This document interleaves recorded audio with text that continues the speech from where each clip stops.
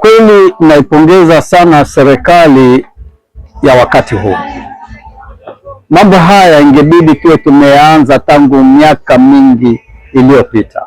Shughuli kama hizi za elimu ya vitendo ili kutayarisha vijana kwa ajili ya ujuzi na ufundi na vitu kama hivyo ni muhimu sana. Kwa hiyo jinsi tunavyoendelea, fedha nyingi zaidi zitumike katika kuwekeza miundombinu hiyo, kujenga majumba ambayo ni muhimu sana kwa ajili ya shule, ili vijana hawa wapate elimu kama hizi. Mwanzo tulikuwa wanafunzi walikuwa hawana vifaa vile vya kuweza yaani walikuwa wanafanya tu kwa theory, walikuwa wanafanya theory nyingi. Hasa unakuta theory nyingi, alafu unakuja mtoto mwanafunzi ukimpeleka kwenye practical, unakuta anafanya vitu ambavyo haviko sahihi.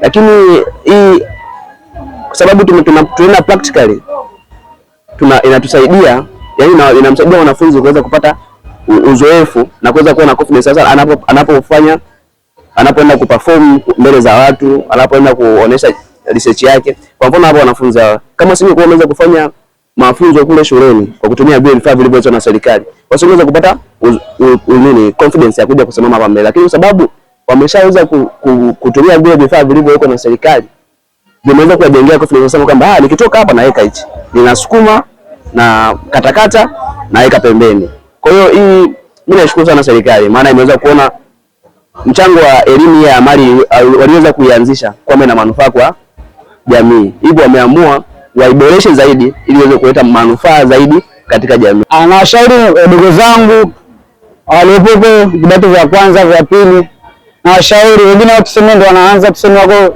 primary huko, na washauri wengine na elimu hii ya ufundi, kwa sababu elimu hii baada ya kumaliza form 4 unaanza unapata vitu vile ambacho ni cheti cha certificate na cheti cha elimu ya amali. Hapo elimu hiyo unaweza kutumia mtaani. Kwa mfano mimi nilipomaliza form 4 nilikuwa sina elimu hii, nilikwenda mtaani mashangu, yani nilikuwa sina ujuzi wote, nilikuwa bado mtaani tegemezi hivyo. Lakini huyu dada akishamaliza elimu akishajifunza hivi, akitumia ujuzi wake akishamaliza form 4, akipita na subiri matokeo yale ya form 4 atoke yale na kupangia shule, tuseme labda akaenda shule au anaenda chuo, anaweza kutumia elimu ya ujuzi aliyopata hivi akatumia katika mtaani pale, katika biashara, akafunga biashara labda huko kwenye hotel, labda akafunga biashara mtaani ambayo itamuingizia kipindi kile cha wakati anasubiri matokeo. Atakapotoka atakuwa ameshapata faida kubwa, na anaweza akaendeleza mtaji na akaanza kuachia watu hapo, akaachia mtaji hapo na mtaji kaenda kuendelea.